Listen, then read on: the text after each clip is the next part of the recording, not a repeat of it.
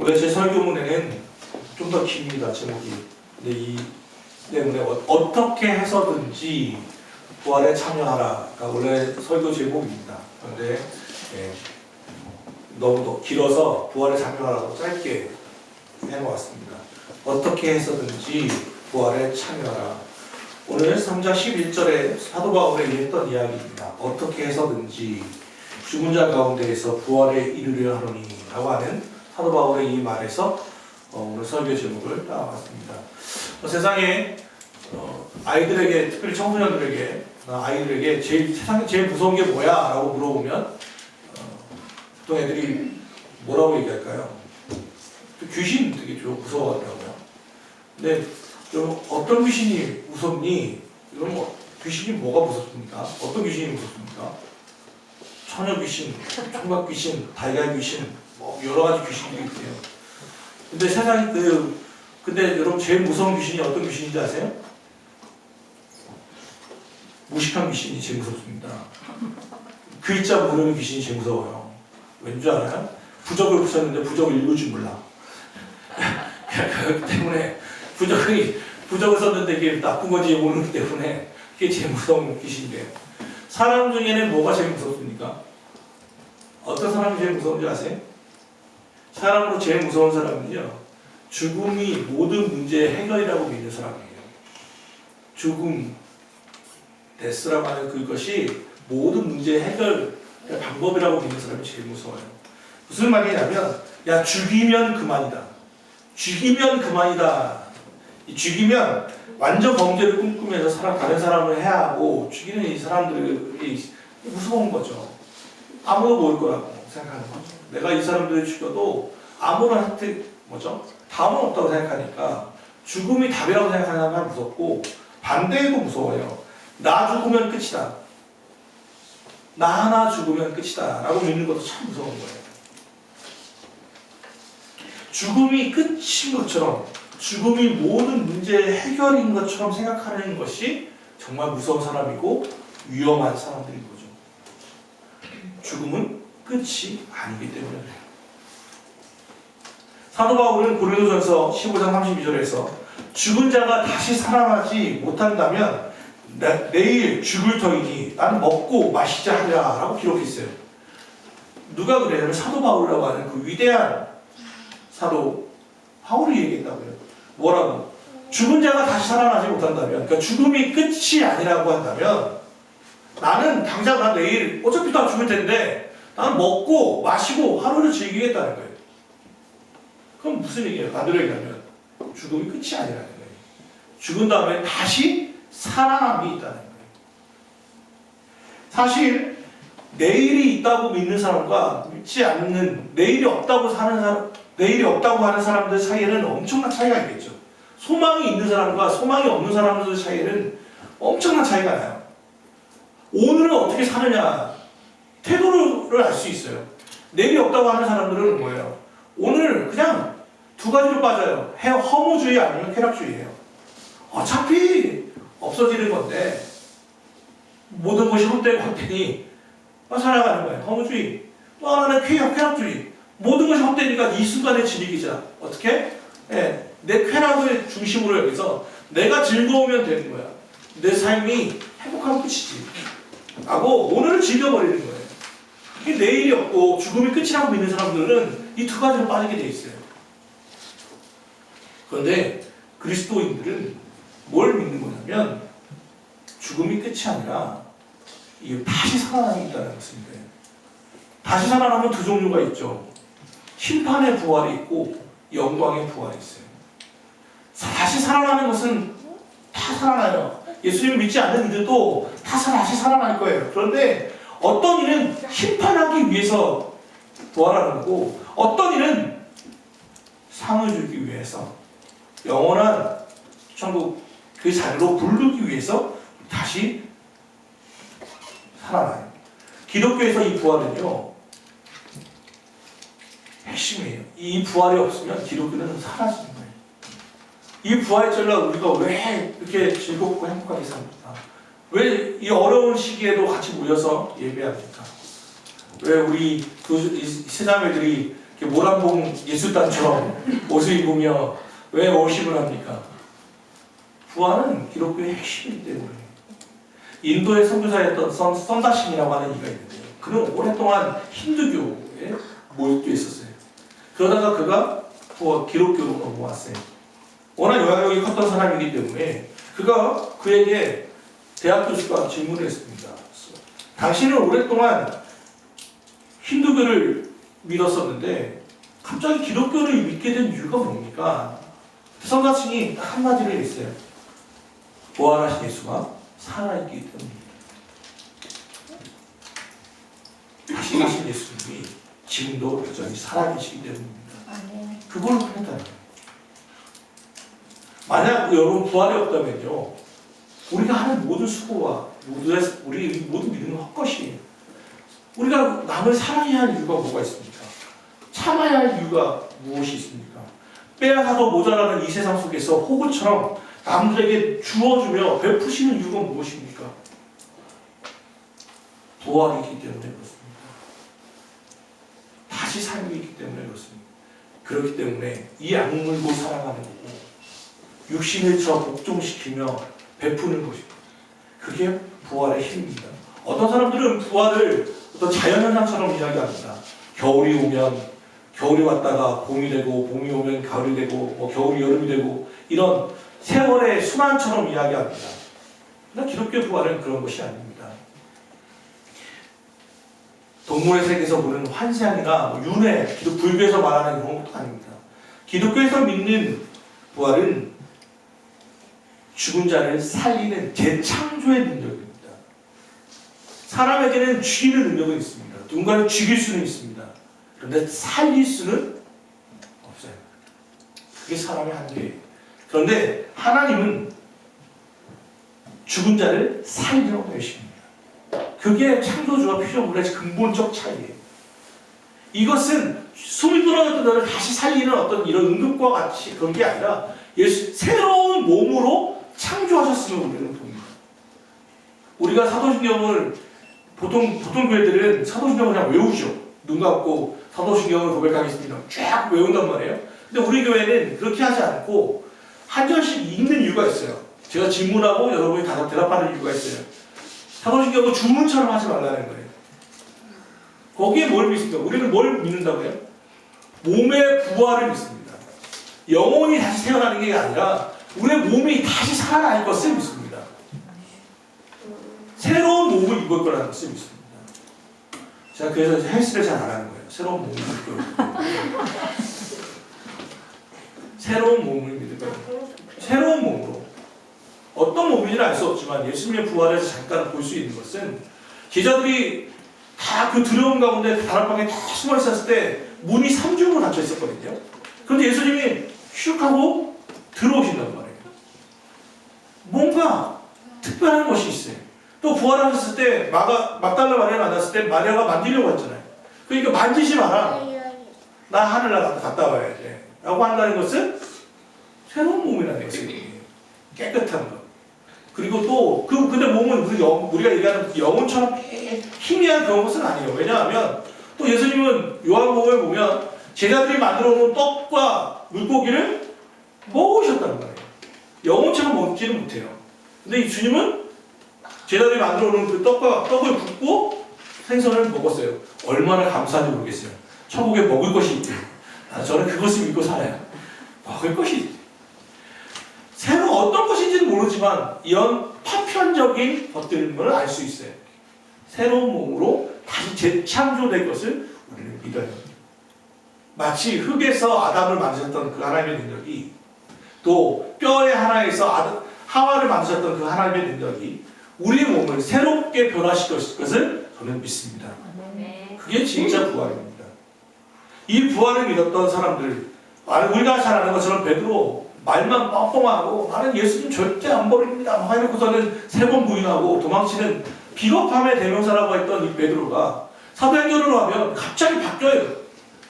너 죽인다 하는 그 재판관들 앞에서 야 죽여봐라 한단 말이에요. 5,000명 3,000명 앞에서 막 설교를 해요. 갑자기 담대한 사람으로 바뀌어버리죠. 이유가 뭡니까? 사도 바울이 이렇게 얘기하는 거예요. 우리의 예수를 하나님이 살리시니라. 우리가 다 이 일의 증인이로다. 또 너희가 십자가에 못 박은 예수를 하나님이 주와 그리스도가 되게 하셨느니라. 우리 조상의 하나님이 그 종 예수를 영화롭게 하셨느니라.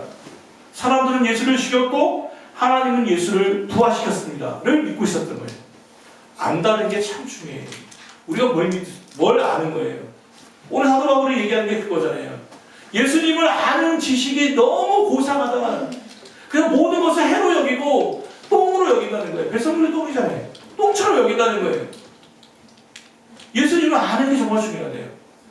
제가 정말 이번 주에 손에 가운데 손가락만을 잘 보시면 뭔가 했어요. 제가 붕대를요.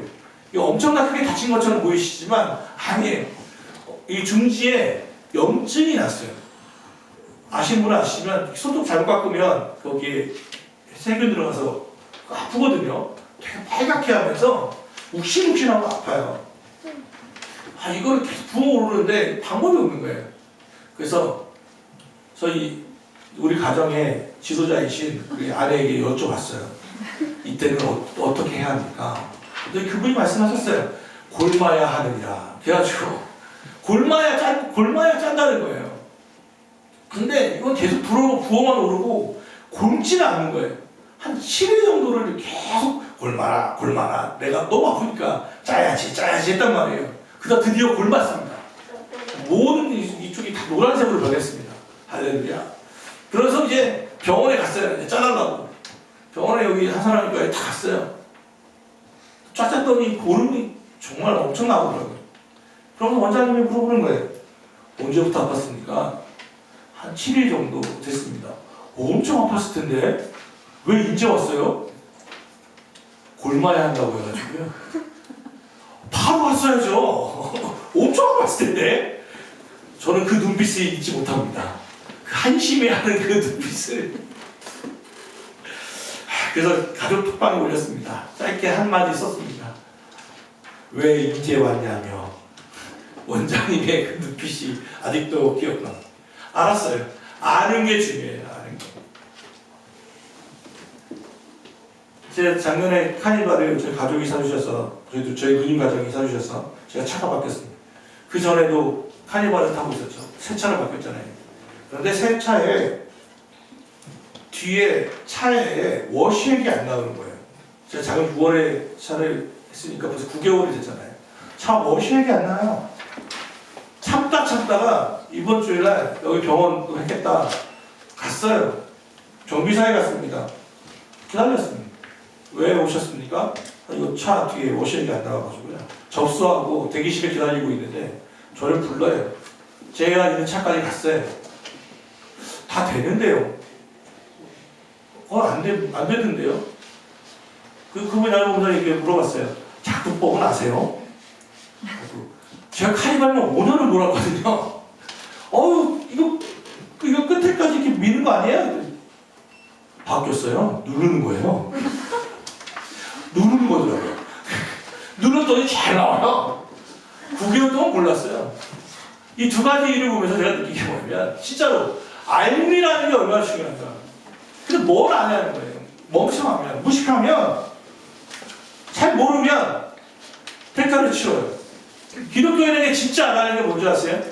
그리스도. 그럼 그리스도에 뭘 하는 거예요? 다시 살아나는 거예요. 예수님이 다시 살아나셨구나. 다시 죽음은 우리에게 아무런 능력, 아무런 힘도 어떤 영향도 미칠 수 없구나라는 것을 믿는 거예요. 그게 기독교인이에요. 그게 그리스도인의 담대함의 비밀이에요. 이것을 아시기를 주 예수 이름으로 축원합니다. 예수님이 부활하신 것, 그런데 예수님의 이 부활은 앞에 뭐가 전제되어 있느냐면 십자가의 죽음이에요. 예수님이 왜 십자가에 못 박혀 죽으셨습니까? 예수님의 죽음은 자발적으로 하신 거예요. 자발적으로. 남들이 물론 잡아서 이스라엘 백성들의 손에 잡혔지만 이미 예수님은 이 계획이 있었어요. 주님은 능력이 있지만 없는 것처럼, 알고 있지만 모르는 것처럼, 의인이지만 죄인인 것처럼 십자가에 못 박혀 죽으셨어요. 제가 내가 얘기한 것처럼 저는 예수님이 십자가에서 제일 이해 안 되는 게 그런 거예요. 십자가에 다 못 박혀 있잖아요. 이렇게 그러면 막 사람들이 다 놀리잖아요. 네가 만약 예수의 진짜 하나님의 아들이라면 거기서 내려와라.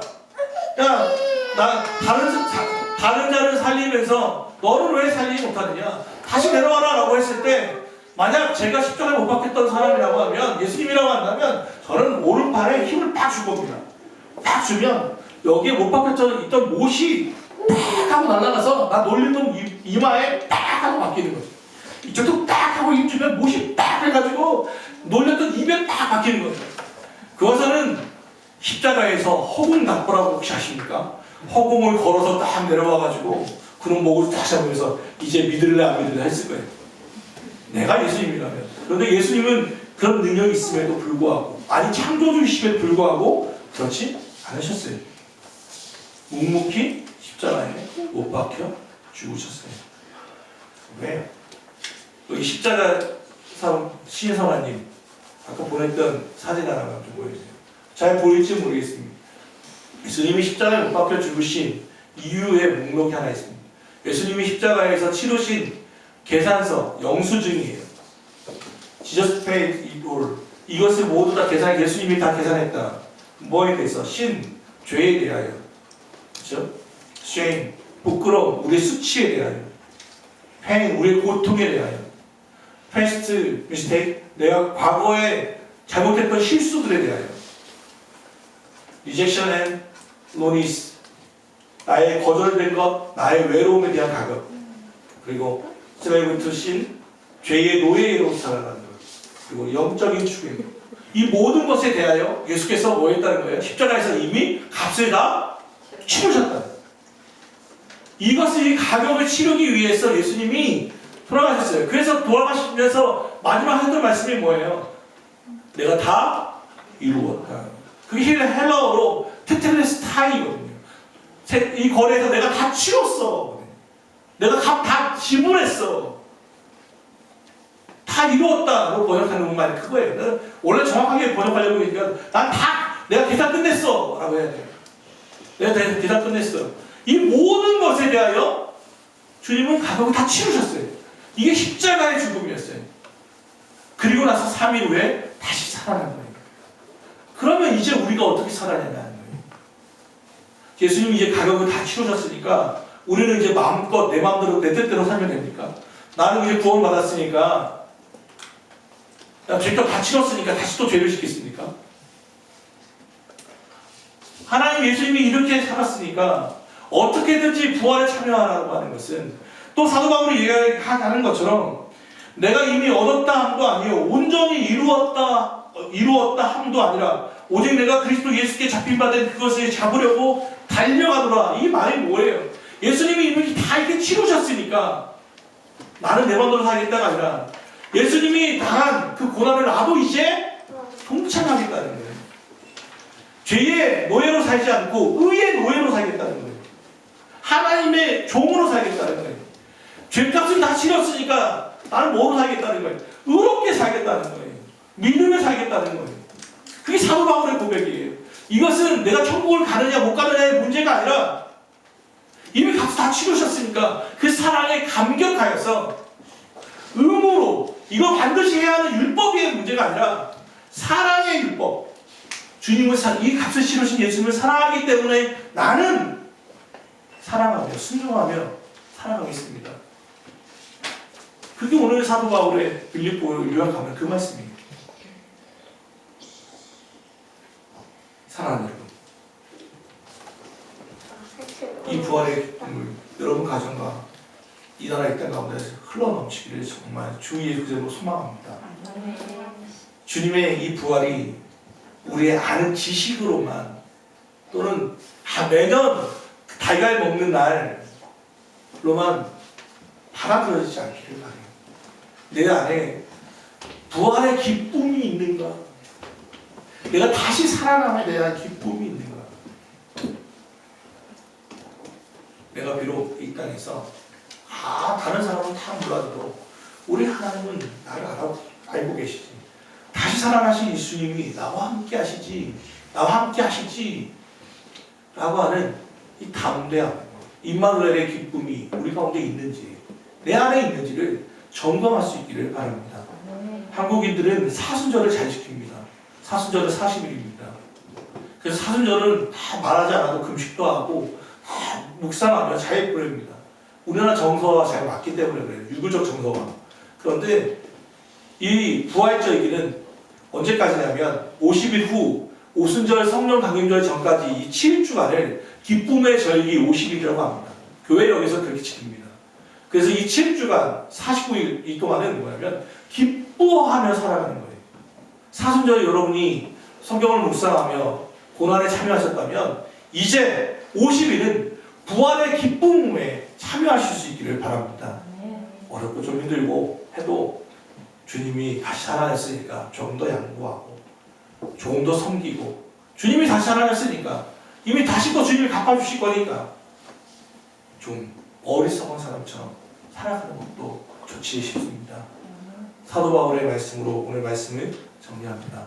어떻게 해서든지 이 부활의 권능을 깨닫고 그 부활에 참여하시는 가까운 교회 성도들이 되기를 주 예수 그리스도로 축원합니다. 하나님 참 감사합니다. 주님